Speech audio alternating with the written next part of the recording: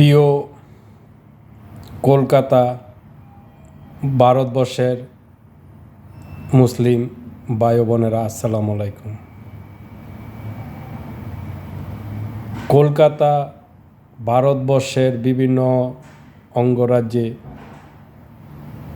কুরবানির উপরে যে নিষেধাজ্ঞা জারি করেছে এবং কলকাতায় যে একজন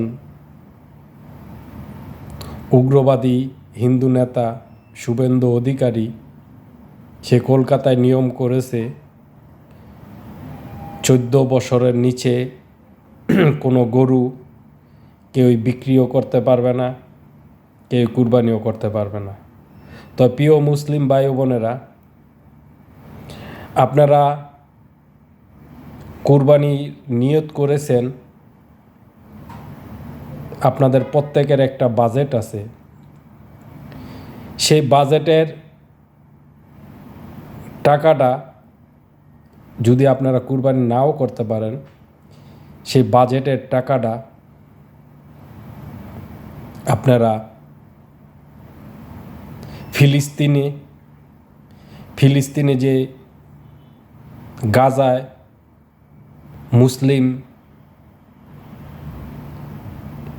শিশুরা খাদ্যের অভাবে ধুকে ধুকে মারা যাচ্ছে, সেই অর্থটা আপনারা ওইখানে দান করেন।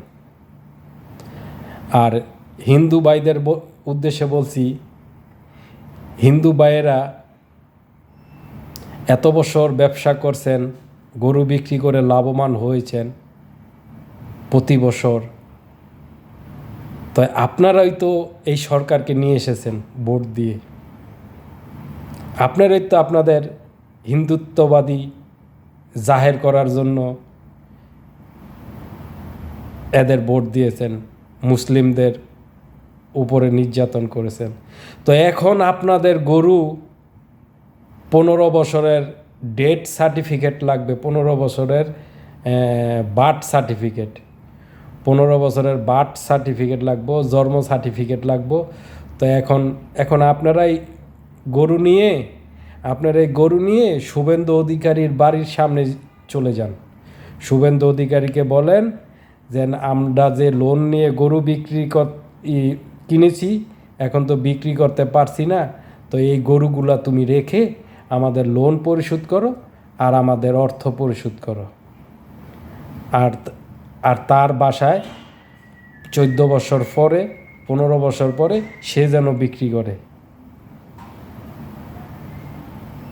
এখন কান্দেন আপনারা কান্দেন সেই গরু